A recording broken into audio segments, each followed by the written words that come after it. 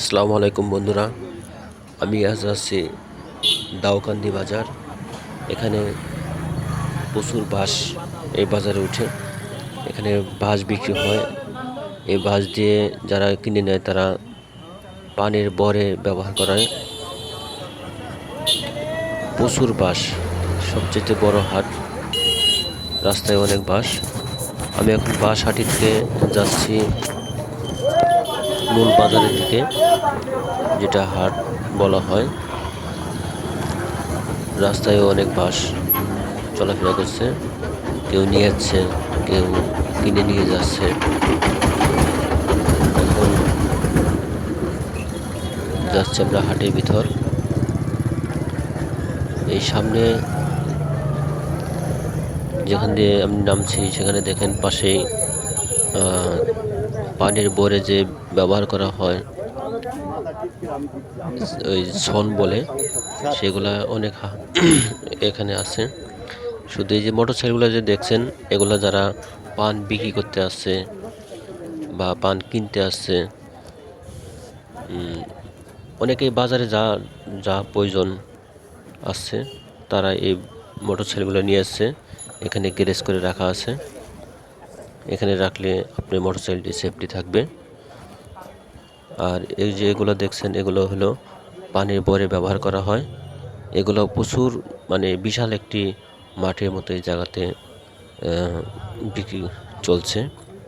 টাকের উপর রাখা আছে, এমনি মাটিতে রাখা আছে, যার যা পজিশনের শেষে রাখছে।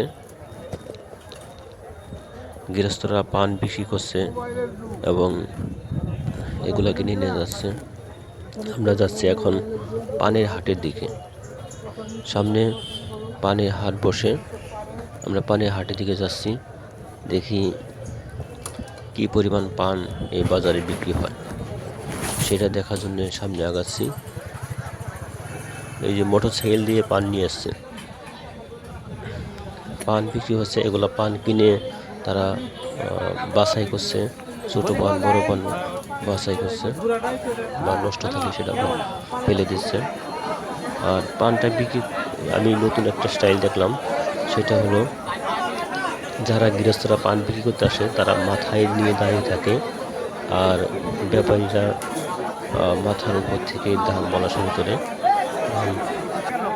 আমি আমার লাইফে প্রথম এই পান বিক্রির সিস্টেম আমি দেখলাম। এই দেখছেন কিভাবে টেনে নিয়ে যাচ্ছে।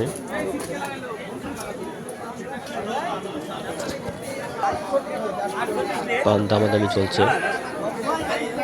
যারা আড়তে পান কিনেছে তারা দেখেন প্রচুর পান কিনে রাখছে। আমি যতটুকু শুনলাম, এখানে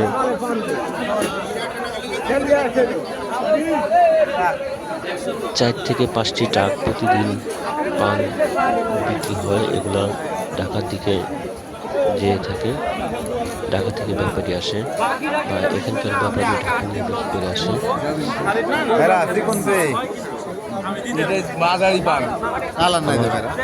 এটা প্রথম পানের বাজার দেখলাম যে পান বিক্রি হয়,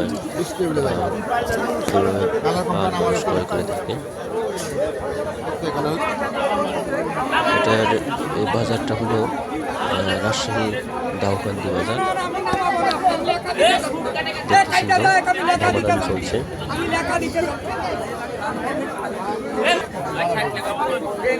ঘুরে ঘুরে দেখলাম বিভিন্ন জায়গায় কীভাবে পান বিক্রি হচ্ছে, কীভাবে দামাদামি হচ্ছে, সেগুলো দেখতেছিলাম। মানে আমার কাছে একটি নতুন আকর্ষণ ছিল। আমার খুব ভালো লাগছে এত পান দেখে। আমি আসলে পান খাই না, পান খাইলে আমার মাথা মানে ঘোরায় আর কি। তো কিন্তু পানের যে এত চাহিদা, আর কি বলবো, যেখানে আসলে বোঝা যায় মানুষ কি পরিমাণ পান কিনে থাকে, বিক্রি করে থাকে। পান বিক্রি করে অনেকেই দই কিনে নিয়ে হেঁটে যায়, পাশেই দই বিক্রি হচ্ছে। তো আমি অনেকক্ষণ ঘোরাঘুরি করলাম, আশেপাশে অনেক কিছুই দেখলাম। বিভিন্ন রকম মজার দোকান আছে, সদাই দোকান আছে, শরবত দোকান আছে। এখানে শরবত বানাচ্ছে, অনেকেই কিনে খাচ্ছে। আবার এখানে বিভিন্ন রকম গাছের চারা দোকান আছে। অনেক গ্লাস ভাই, এখানে আখের রস বিক্রি ছিল, তাই আমি এক গ্লাস আখের রস চাইলাম। রসটা দেখতে অনেক সুন্দর লাগলো।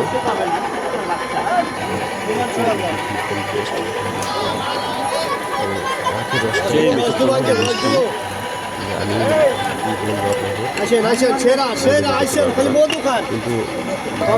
আপনাদের, কিন্তু ওনাকে যখন আমি দাম জিজ্ঞেস করলাম, উনি বললেন 10 টাকা গ্লাস। তো আমি সেই কারণে 2 গ্লাস পেয়েছি, কিন্তু এত পরিমাণ মিষ্টি পরে আমার খাওয়ার জন্য কষ্ট হয়ে গেছিল।